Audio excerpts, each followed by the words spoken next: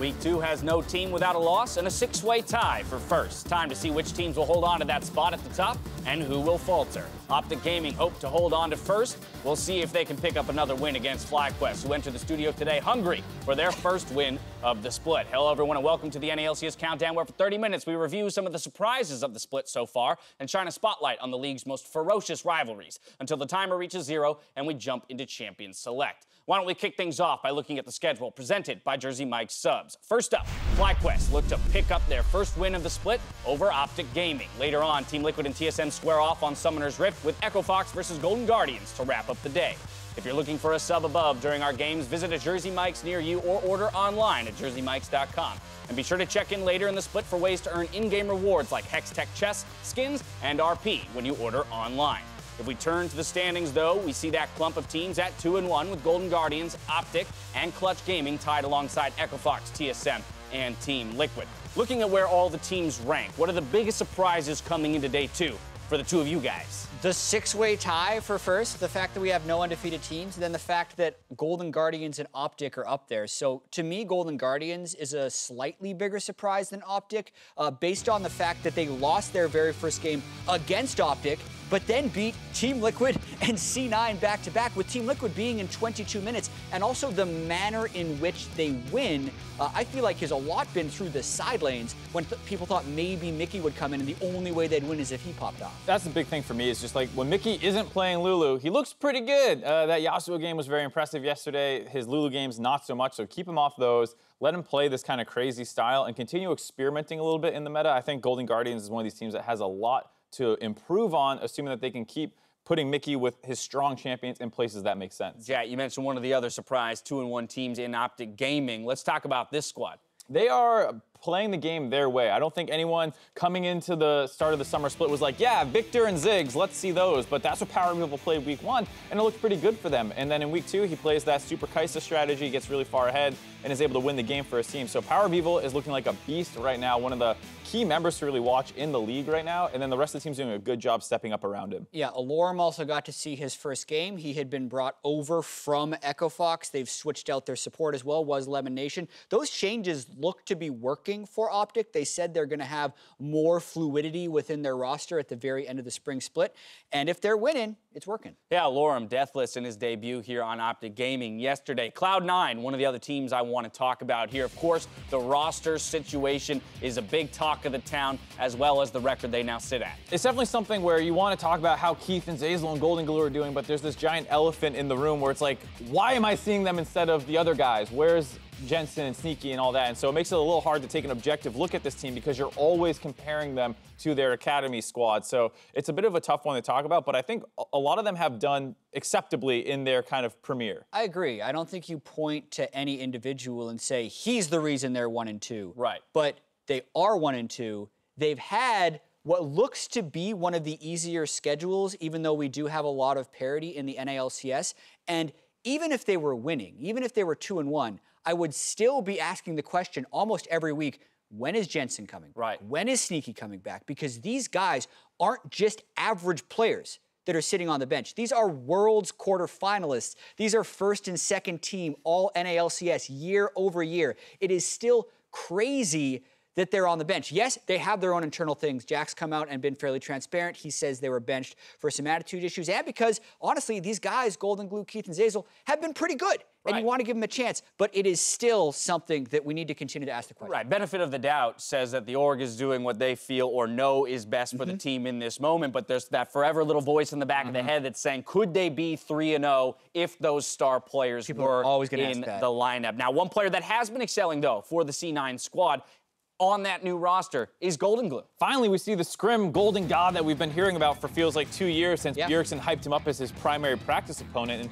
he's been popping off. He's got a number of solo kills thus far in the games, huge damage contributions, has really good CS per minute numbers, and has been contributing very largely in all their wins, and even in their losses has been a big factor. Yeah, and I think it's super interesting as well when you're talking about which C9 players are going to be starting going forward, because Golden Glue and Zeyzal work very well off of each other from a communication standpoint. And then Zeyzal and Keith have the synergy, whereas Sneaky and Smoothie have synergy. So I'm wondering if C9, when and if they do start switching back, Like, what are they actually going to be doing? Are they going to swap in Blabber and Jensen at the same time because all they do is duo queue together and have played in the academy? I'm really curious to see what happens. Yeah, there's the question, is there an amalgamation of C9 where Golden Glue stays in and the bot lane gets swapped back out, or are they always a trio package? It's really hard to say. Especially because so many of these guys have built their identity together in certain ways. So it's like you said, Keith and Zeyzal. Well, how about Zeyzal and Golden Glue in the bot lane? Does that make sense for them? And Jensen in the mid lane? Like, so Mage bot. Yeah, why not? We've seen other teams doing this where they have 2 tops on their roster. You can do a similar thing with 2 mid laners. It makes a lot of sense in the meta. It's a very good point. Now, somebody who has been playing across all roles in the meta would be the man on Echo Fox, Huni. Yesterday, playing that Aurelia, the Super Aurelia, if you will. Yeah, trying to make history right there. We're counting it on the analyst desk here as a mid lane. He didn't win as the Aurelia Smite that was jungle / And it's pretty contended if it is even a mid lane. We're having a lot of conversations about what to call the mid lane Smite dude who takes jungle and mid. But either way, Huni is continuing to be diverse and versatile. However, he did miss a lot of Aurelia stuns. I think he took a lot of that blame on himself for that loss yesterday, since they are putting him in a position to hard carry these games, and he was unable to do that yesterday. But just the fact that Echo Fox is willing to put him in all these situations and put so much trust into him makes me think we're going to continue to see some pretty cool things. I mean, and isn't that the superstar mentality that you want on a team in general, let alone in this current meta? A guy who says, give me all the resources, put all of the responsibility on my shoulders, and then when it doesn't work, accepts that responsibility and says, hey, I misplayed with the resources that were funneled into me. Yeah, I mean, his Aurelia, in terms of game sense and decision-making, still looked really good. He just missed some shots, missed a couple E's he shouldn't have missed. And if he hits them, they get a couple more kills and they can win some more fights. And it's tough to do that, but as a superstar, you also have to be able to look past those mistakes and continue asking for those resources. Now, sometimes when pros return to the stage after a hiatus, they aim to pick up that flashy solo kill or slide in with a cheeky Baron steal to show they've earned their time in the limelight. Then there are the players who look to show up right on time, just to say, I'm helping. In his game versus Optic, Fung comes to the rescue of Phoenix, who seemed surely dead to the Optic dive. Let's take a look. This is the knockup, but everybody is just standing there. Locks it down, Killer Instinct is in. Power V will not go. Here comes the ultimate from Zen. Phoenix is still alive!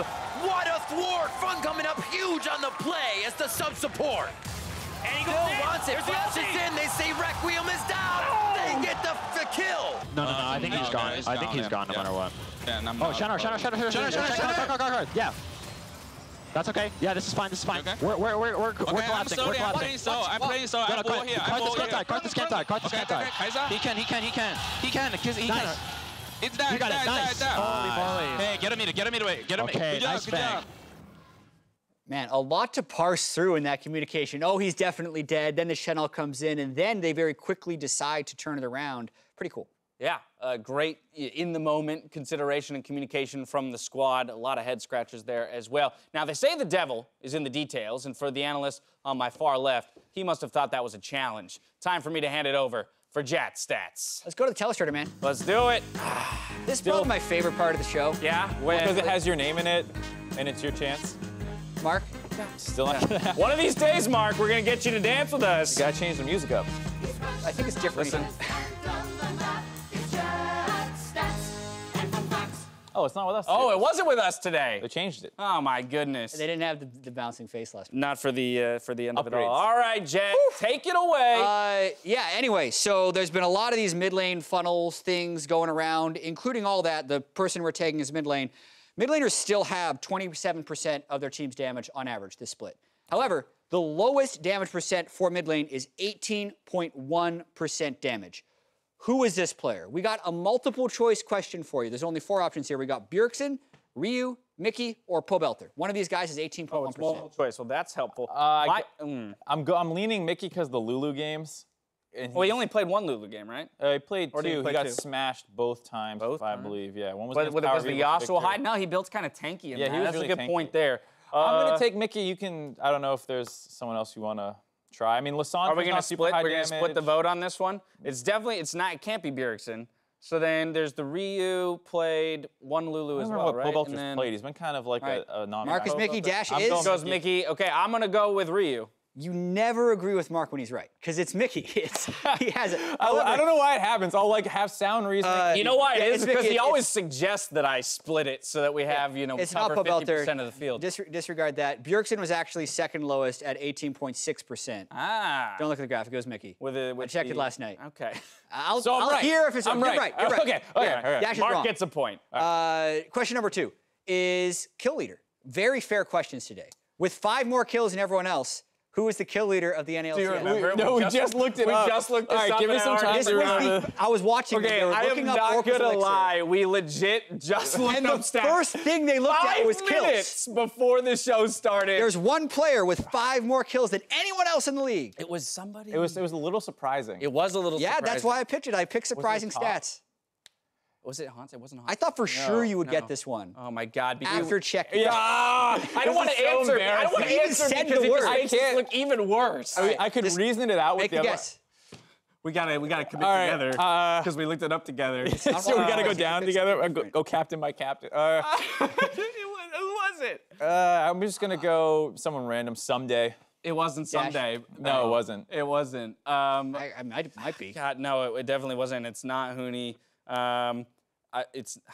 All right, 10 Let's seconds. just go. You can go like POE or I don't know. Was it POE? I don't think it was POE. No, He he was the DPM leader. Yeah. He was DPM leader, right. but Producer telling me you got to throw I an go with answer. Mark then because we DP. ride or die together on this Someday. one. Someday. Apollo. It's Apollo. Oh, It's yeah, wait, yeah. It's Apollo. Oh, 5 yeah. more than anyone I else. actually do remember Nicest guy in the failed him. LCS. that Vladimir. Go listen to yeah. the LCS lounge from yesterday with Solo and Free. That was actually a pretty good. great. It was stream. great at lounge, actually. I think their dynamic was amazing. However, question number 3. Golden Guardians is 2-1. Yeah. They've been in the league for a split and a couple games now. However, they only have a winning record against one LCS team. This is all-time LCS. Who is the team that Golden Guardians beats more than they lose? Okay, so they. Okay, well, they played- lost to Optic, but they beat TL and they beat. It's not just a split. It's all time. Yeah, but it has, it has to be one of the. But it's got to be one of those two teams, right? because they So- have 4 wins last split. Unless they technically. They 2-0'd someone last Right, split and they unless haven't played them 2-0'd yet. somebody randomly and haven't played them yet this split. That could be. Did they I don't like think randomly that's the case. 2-0 like CLG last split when No. CLG was in Struggle City? I don't think so. I think it's TL. I'm gonna go with TL. I like that. It's the spring split champions that they have a winning record against. You got it. Yeah! That's a good day for me. Together. All I got right. 2 and 1. All right. Good job. I That thought wasn't you'd get so a few. bad. You could've The had all Apollo 3. one is Yeah, just, we it's could like, have. oh, Yeah, you could have. The one Dash that got still away. gets one, but oh well. No. I'll take one. Yeah. 33% is better than my season or split average from spring. I think I'm it willing is. to bet. Yeah. So, Yeah. all right, we got to take a breather after that one. But when we return, Zabatoon shares his thoughts on the match today, and we spotlight Esports' greatest rivalry. As we go to break, though, we listen in on the tug of war match between Cloud9 and Optic from Week 1. The Cloud9 jerseys look exactly like the Origin jerseys when I was playing for Origin. No joke. So, you know, they look for me like a relegation team. Whoa. Wow. Yeah. Okay. Wait, what? And that's for both sides. How's there so much water here? If we have a Alista, it's good with the lane too, and also we have one more diver with the Nocturne. I think and it's also, Braum now. So you wanna pick Braum? Yeah, I Sure. think Braum's just too good. Do you I want don't to play mind. Lulu? I don't mind. I think you you should hop- pick something that does can you damage. hover We rock have on, hover rock Nuka. on? We have Nuka. Then Ziggs. Hopper Rock on Okay. Ziggs. We never lost with Ziggs. They know your bot side. Jungler's probably top side, around there. Braum can come here as well. Yes, Can let's go, can up. go. I'm on the way. Flash. Braum is a power. Flash Go, ult go, go, you. go, go. Flash ult soon. I'm holding. Come to the right, come to the right. Nice, nice. Orina's moving. Can you ult me, Shen? Yeah. Yeah, you want No it? flash, no flash. Okay, they chunked us bottom. I'm moving mid. diving Zen's mid. coming, Zen's coming. Run right. Run No, through no, us, no, rush, no, rush. no flash, no flash. I feel. We're fine. Oh, no, Can you one watch watching slowly? You gotta go slow 5. You gotta go slow 5. Fine. Slowly, guys. Go, just go. I got Shan, I got Shan. On the same side. I'm going. We don't have They to use play for 6 ulti. Dragon, guys. We yeah. can just take inners. How are we gonna use this Shin Nocturnal? I want to do something with it. We could try to get deep. Well, I'm getting a CS lead slowly. We push sides, we get division, and when they go in to reclaim, we just fight them. Okay. Yeah. Orange bottom, orange bottom. You guys can fight. Let's go here, You let's go here. see a good Just- fight. I'm building, I'm building. I have Saya, Ulting Saya dock, flash. ulting dock, ulting dock. No flash, Saya. I'm opting here. We got Zaya. Saya, no flash. Yeah, he's haunted, he's haunted. Chase a flash. I got one. Careful Shot chasing, blocked. careful chasing, It's careful blocked. chasing. Okay, they're losing bottom and hip slowly too. This is really good. I can get a banner here. How do we want to do lane assignments? We're matching the waves. Yep. Top wave is here. So once mid wave crashes, just tell us and we'll push. All right, I'm pushing now. They're losing towers. I'm just shielding Just here. take it slow, take it slow. Take it slow. I have tag on Ziggs. Yeah, they can't auto here. Ziggs is low. Ziggs 1 HP. Zaya no flash. Shin no flash. Zaya's tagged. Zaya's tagged. Can we finish? Don't have Nice job. careful. In the game, in the game, in the game. All right. Yeah, buddy. Hit the Nexus, guys. Hit the Nexus. Oh. Hit it. I can't. Please kill it. He's like, yeah, we won. Cloud9 will rally back to victory and close out their weekend with a win. Currently, my favorite team rivalry will be Cloud9 and Cloud9 Academy. NA versus EU also. Seems like they're always just going at it, and NA's been winning recently, so go NA. Cloud9 versus TSM, the huge giants that always win the league. It's always exciting to see them play. Clutch versus TSM, just because Clutch now has TSM's number, and it's fun to see TSM fans be salty. The favorite player rivalry, I think Doublelift versus Aframu. There's a lot of history there, and I just love watching them play. Videos and Smithy. Bjergsen versus Doublelift, because they're previous teammates and both very big leaders in the league. Favorite rivalry? It's probably Big versus Quan. It's always rubbing the wrong way that Quan took big spot back in Energy. Probably say St. Vicious and Crumbs. They seem to have some heated commentary when they get together. Sneaky on the bench. He's losing really hard. I want him to not be on the bench anymore. My favorite league rivalry, Shin versus Zed. It's ninjas, man. I mean, come on. I think it's Teemo versus anyone, because Teemo sucks, and that's just a known fact.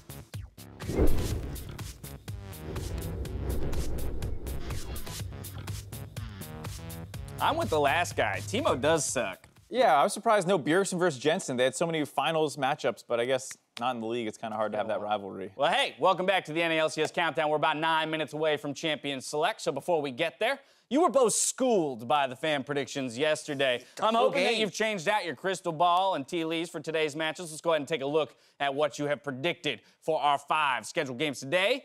We do have a difference between the two of you, finally.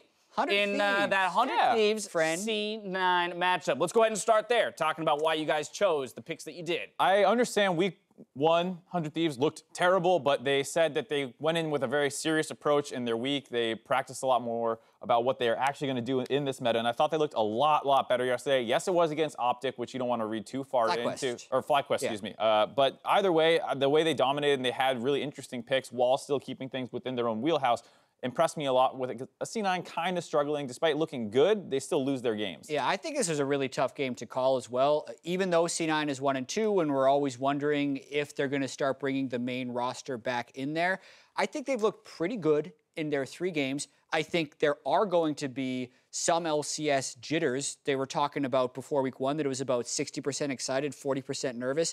As that gets more towards the lower nervousness, I think they get better. And it's, to me, a bit of a toss-up, and I'm just going to say Cloud9. The coin would agree as well, so I got that going. But you know where the coin disdisagrees? Took my advice from the end of the show yesterday. Went for Golden Guardians over Echo Fox. Roll swap meta. That's how I'm going to beat the coin dash. Is it? Is it? All right. Well, the other matchup I want to talk about is a very big one. It's Team Liquid versus TSM. You got the perennial powerhouse in TSM up against the reigning champions in Team Liquid. I was surprised you took TSM here, just because while Team Liquid did have that one loss, it feels like a very wide spectrum in between their wins and their losses, where it's like, okay, you int level 1 on Vladimir, you lose that game. But the other ones, they look very good mechanically and have good drafts. So I'm surprised to see you pick TSM, but I just think that their consistent level of play is much higher right now for TSM. Yeah, I don't really know what to make of these teams. I think Grig has actually looked pretty good in for Mike Young. And when you're looking at preseason power rankings, at least when we did them on the dive, TL ranked #1 and TSM ranked #2. Also, that's what everyone is expecting to be the final last split. These teams have extremely powerful rosters, but neither of them have been dominant in the regular season. So I think it's a huge matchup, and I favored TSM a little bit because I like what Grig and Bjergsen are doing, and I think if they're coordinated, they're going to be able to close. So you think the tipping point is the mid-jungle for TSM? Yeah, I mean, I think the tipping point in the game they lost was when Bjergsen made that invade in blue buff and Sven and Mithy got caught down bottom. If they keep their cohesion together, I think they'll be all right. All right, there you have it. With game 1 around the corner, Zabu team believes the org's upgrades will spell success for them this split. I think we were smarter than the spring split. We have better facilities. The fact that we actually transferred the academy team from Dallas to Los Angeles to work with them on a daily basis helps us a lot. Sorry, and I'd say yeah, the player changes as well helped us a lot. I think there is a very huge talent pool in NA. You just need to dig a little bit, and I'm really happy with the newcomers. So I think, yeah, we have a pretty good start right now. The meta change every 2 days, so I can say, yes, I have a good grasp to today, and tomorrow it won't be true anymore. So I think we understand some things, but I don't think there is very big strategic aspect of this meta. It's pretty much like the best player wins in lane. So we understand pretty much how we can win, but I hope it will change, actually. So yeah, France can win the whole World Cup, but they have maybe to step up a little bit. But at least, you know, the results are here, so I'm really happy. Let's go, France. Here at the NA LCS Countdown, we keep a suggestion box, and we noticed a recurring theme of pros reminding us that every great sport needs great rivalries. You've got Bird versus Magic, you got Dash versus Dark Dash, you got Flash versus J-Dong. Always a beacon of factual reporting and definitely not manufactured drama, we were humbly willing to accommodate in spotlighting League of Legends' greatest rivalry.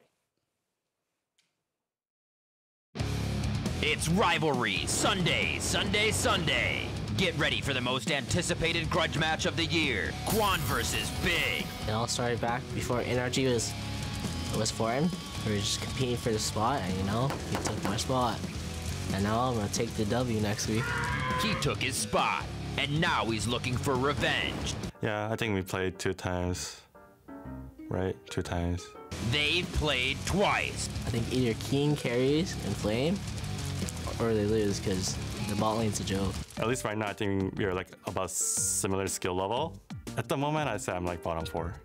That means he's calling Big bottom 4, because he's also bottom 4. That's a sick bird. Hashtag sick bird. I wouldn't know, but I know he experiences a lot of failure. I wanna win any game, but yeah, I wanna win versus him too. Pure unfiltered rage. I forgot Santorin's a walking ward. Caught in the crossfire. Big's like monkey stuff right now. He has a bottom 4, kinda sad. Definitely not edited. Zach was like, yeah, let's create this fake rivalry. Well, okay. I'm all in, you know? All in. Quan versus Big.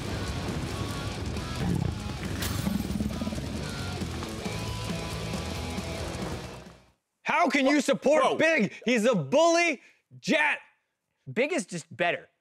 I understand that you like supporting the wrong thing when you're choosing between two. That's why you're in the Quan jersey. You've had some bad takes before, but this is unprecedented. We're on air, by the way. Just let's show some composure here, and let's let the players settle it with their performance on stage, shall we? Big's better. I mean, clearly, Mark, you are Team Quan, and over here we got Team You can't Big. even put the jersey on properly. I'm supporting my person. You're just supporting a team. A Big jersey. It's very keep clear. facing that way. The less I see of your face, the better. I mean, look, if you want to weigh in at home on this very large rivalry, Big versus Quan, please feel free to do so, because clearly we have a divided desk in here. But, I mean, is there any very more specific reason why you're, say, hashtag Quan over hashtag Big? I mean, you could see there, Quan is a great guy, all right? I like supporting good people. He called Big bottom 4. He, out of necessity, he was getting attacked. I mean, if you come at him, he's got to defend himself, but he didn't want Big to go out and be a jerk. What about Big over here? Why? You always want to make the first move.